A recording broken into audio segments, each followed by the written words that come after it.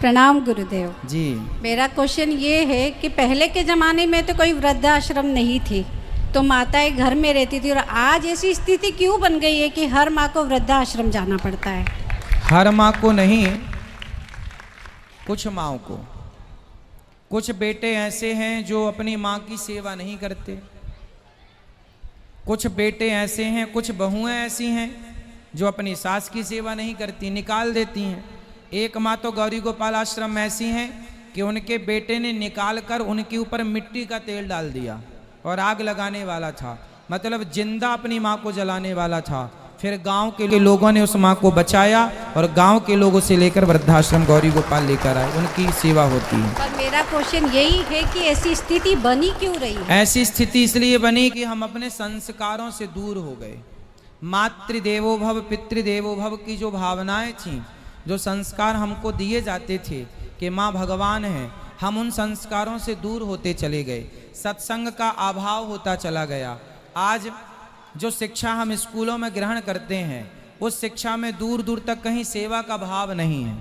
वहाँ तो पैसा कमाओ, पेट भरने की बातें पढ़ाई जाती हैं। संस्कारों का दूर दूर तक कोई लेना देना ही नहीं गया। सेवा के बारे में, माँ के बारे में बताया ही नहीं गया, तो माँ की इज्जत करना कम हो गई।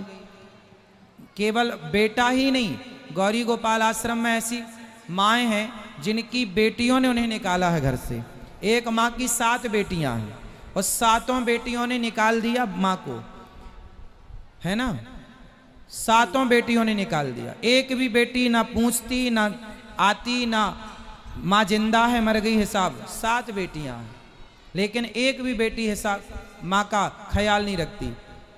एक महीने भी रखती ना 7 बेटियां, तो 7 महीने गुजर जाते। तो बेटे ही निकालते हैं ऐसा नहीं है। गौरी गोपाल आश्रम में ऐसी बहुत माएँ हैं जिनकी बेटियों ने, एक दूसरी माँ यही निर्माण क्षेत्र की है, वो माँ ऐसी हैं उनकी बेटी ने अपनी माँ के घर में कब्जा कर लिया और माँ को निकाल दिया। बेटी ही थी अकेली एक उनकी, कोई बेटा नहीं था। एक बेटी थी तो बेटी ने घर में कब्जा कर लिया, माँ का घर बेच दिया और माँ गौरी गोपाल आश्रम में रहती हैं। धन्यवाद। संस्कारों की कमी है, इसलिए ये स्थितियां देखनी पड़ रही हैं।